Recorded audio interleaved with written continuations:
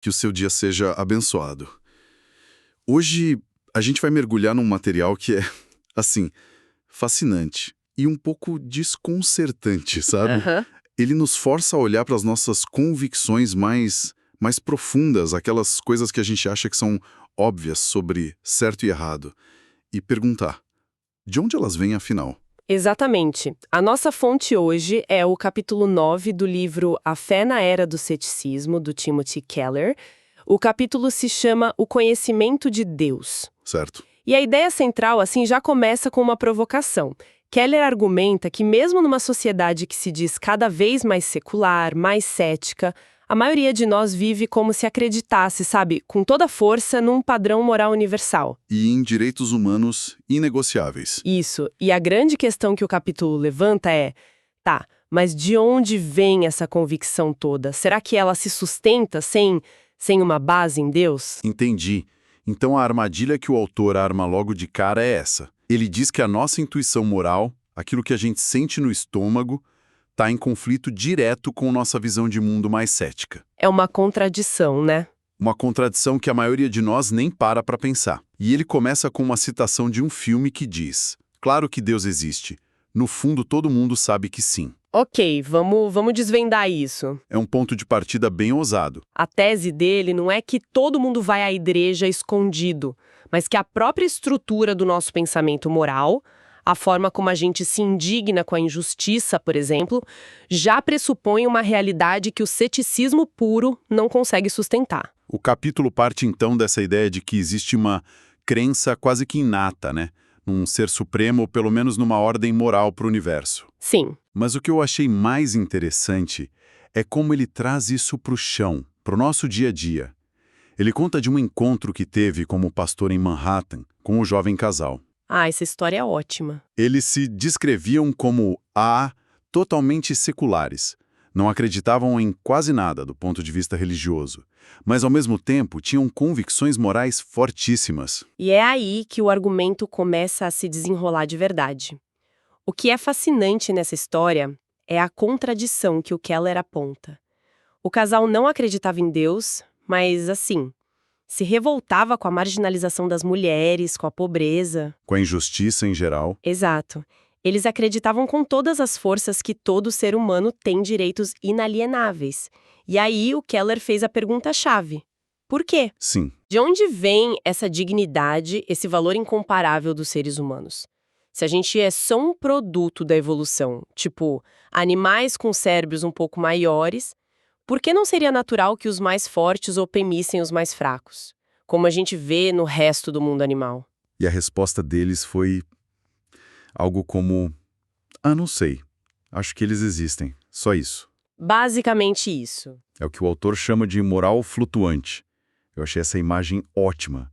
São convicções morais fortes, apaixonadas, mas Sem um alicerce. sem nada para segurar.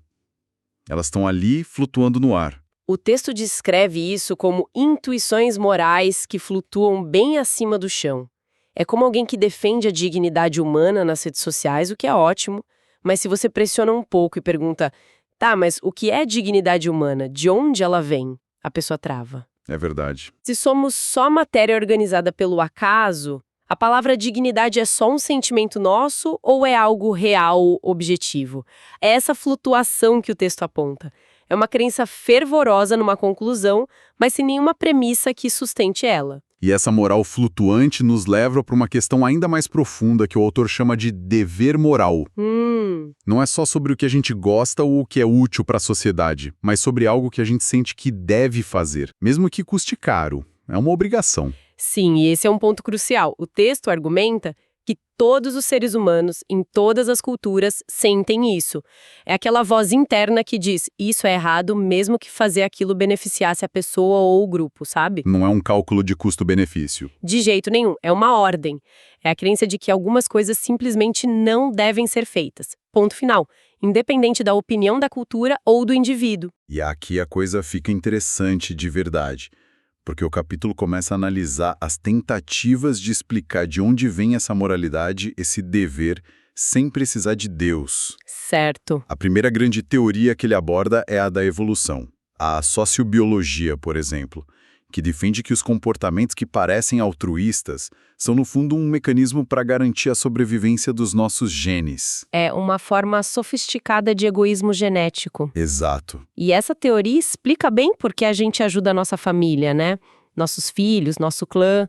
Nós compartilhamos genes, então, ao ajudar eles, estamos ajudando nossos próprios genes a se propagarem.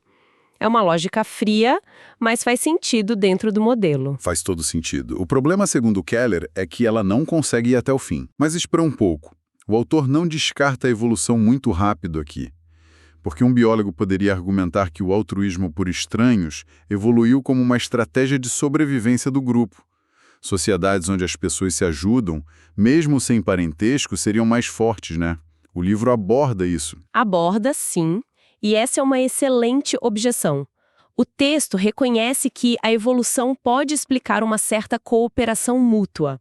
O problema que o Keller levanta não é sobre cooperação, mas sobre o autossacrifício. Ah, entendi. Porque a maioria de nós sentiria o dever moral de pular num rio gelado para salvar um completo desconhecido, arriscando a própria vida, sem nenhum benefício genético ou reprodutivo. Do ponto de vista da evolução pura, isso não faz sentido. É um erro de cálculo. É um bug no sistema. O texto argumenta que, com base no naturalismo evolucionista, esse tipo de altruísmo radical já deveria ter sido selecionado para desaparecer. E, no entanto, ele parece mais forte do que nunca nos nossos ideais. Entendi. A evolução explica o eu te ajudo hoje porque você pode me ajudar amanhã, mas não explica o soldado que se joga numa granada para salvar os companheiros. O sentimento de dever parece ir além da lógica da sobrevivência. Exatamente. A força dessa obrigação moral é o que a teoria evolucionista, segundo o autor, não consegue justificar. Ela pode explicar por que fazemos, mas não por que sentimos que devemos fazer, mesmo que nos prejudique. Ok, então. Se a evolução não explica totalmente, talvez a moral seja só uma construção cultural, algo que cada sociedade inventa para funcionar. Essa é a próxima parada. E o texto traz um exemplo que eu achei incrível sobre isso, da antropóloga Carolyn Fleur Loban. Essa história é fantástica, porque ela personifica o dilema. A visão profissional dela, o pilar da carreira, era o relativismo cultural. Que é a ideia de que não existe um padrão universal para julgar moralidades, né? Isso, cada cultura cria seu próprio sistema de certo e errado, e a gente não tem uma base objetiva para dizer que uma é melhor que a outra. Todas são válidas no seu contexto. Só que ela entrou em crise. Ela estava estudando a opressão de mulheres em algumas sociedades, práticas como a mutilação genital feminina, e ela se sentiu genuinamente horrorizada. E ela decidiu que não podia ser só uma espectadora neutra. Ela sentiu que precisava agir em favor dos direitos daquelas mulheres. E ao fazer isso, ela implodiu a própria filosofia de vida. Na prática, ela estava dizendo que os seus valores ocidentais de igualdade eram, sim, eram melhores, mais corretos do que os valores da cultura que ela estudava. Ela agiu como se existissem direitos humanos universais. Exatamente. Direitos que se sobrepõem às tradições locais. A intuição moral dela foi mais forte que o treinamento intelectual. Essa história é muito poderosa, porque ela se vê forçada a abandonar o princípio central da profissão dela por causa de um sentimento. E isso levanta a pergunta que o professor de Harvard, Alan Dershowitz, faz no texto. De onde vêm os direitos? Essa é a pergunta de $1 milhão. Se eles não são só invenção da cultura, de onde eles vêm? E o capítulo explora as alternativas mais comuns e vai descartando uma por uma. A primeira, eles vêm da natureza. Parece uma boa candidata. Muita gente fala em lei natural. Pois é, mas o texto argumenta que isso é um grande mal-entendido sobre o que a natureza realmente é. Citando a escritora Annie Dillard, ele descreve a natureza como um palco de violência incessante onde os fortes devoram os fracos sem piedade. Não tem dignidade ou direito na cadeia alimentar. Nenhuma. Esperar que a natureza, que é brutal, nos dê uma base para compaixão e igualdade seria, segundo o autor, antinatural. Faz sentido, a natureza é brutal. E a segunda alternativa? Eles vêm da sociedade, da decisão da maioria? Essa é outra grande armadilha. Se os direitos são criados pela vontade da maioria, a maioria pode simplesmente votar para revogar os direitos de uma minoria. A história está cheia de exemplos disso. Trágicos exemplos. Para que os direitos tenham poder real, para proteger os vulneráveis, eles precisam ser vistos como algo que foi descoberto, não inventado. Algo que existe independente da nossa opinião. Tá, então se a moralidade não vem da natureza e nem é só uma invenção da maioria, a gente fica num beco sem saída. Exatamente. E é nesse ponto que o texto joga sua cartada mais forte, como a pergunta do professor de Direito de Yale, Arthur Leff, que é, francamente, desconcertante. É uma pergunta demolidora. E é importante dizer que o Leff não era um homem religioso. Ele escreveu um artigo famoso onde ele conclui que, na ausência de Deus, não existe nenhuma autoridade final que possa proibir qualquer coisa de forma absoluta. Como assim? Qualquer declaração moral, tipo torturar crianças é errado, se torna, em última análise, só uma opinião pessoal. Eu não gosto que torturem crianças. E a pergunta que desmonta tudo é: quem foi que disse? quem foi que disse? Pensa só, a maioria da sociedade decide que exterminar uma minoria é o certo a se fazer. Você se levanta e diz: não, isso está errado. A resposta inevitável da maioria seria: errado segundo quem? Quem foi que disse? Se não tem um padrão moral externo? Exato. Se não tem um ponto de referência absoluto que está acima de todos nós, a sua declaração é só a sua preferência contra deles. E aí, tudo se resume ao poder.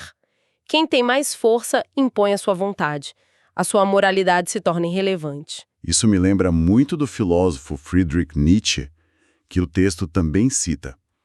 Ele entendeu essa lógica perfeitamente, com a ideia do Deus está morto. Entendeu melhor do que ninguém. E é crucial notar que ele não estava comemorando isso. Ele estava apavorado com as consequências. Sim. Para ele, a morte de Deus significava o fim de qualquer base para a verdade ou moralidade objetiva. Ele previu que o século XX seria um banho de sangue por causa dessa perda de fundamento. E, de certa forma, ele acertou.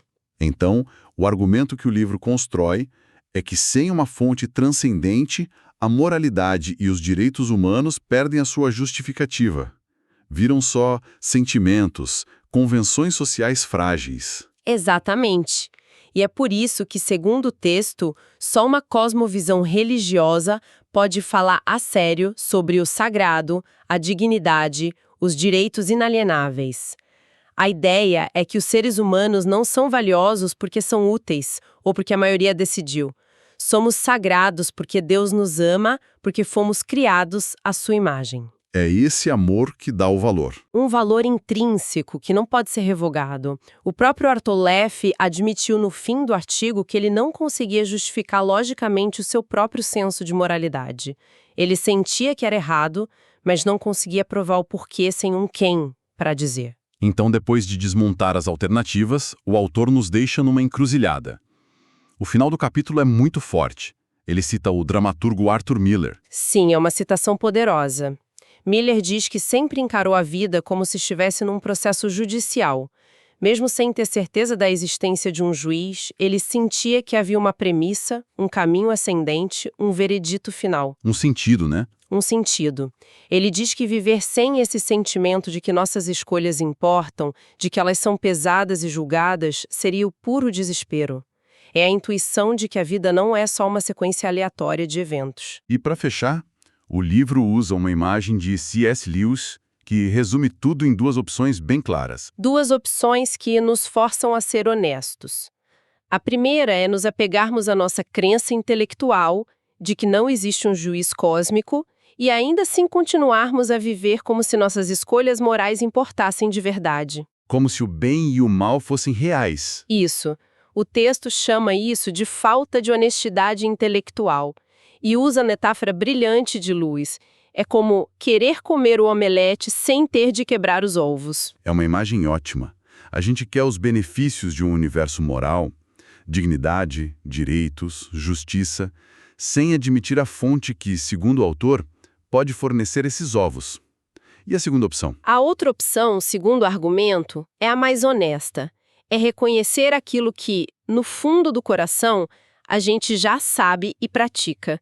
Que a vida tem beleza e amor, que os seres humanos têm uma dignidade que não pode ser negociada, porque Deus existe. E que viver negando isso? Seria fundamentalmente desonesto. Seria alinhar o que se acredita na cabeça com aquilo que o coração e as ações já afirmam todos os dias. Então, a ideia que o autor nos deixa é quase um desafio. Ele está dizendo que muitas das nossas convicções mais preciosas, direitos humanos, o valor de cada pessoa, são como flores cortadas.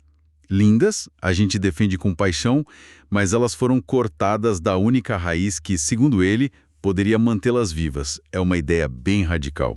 Sem dúvida, é um argumento que busca mostrar que a fé não é um salto no escuro, mas uma conclusão lógica para as nossas intuições morais mais profundas.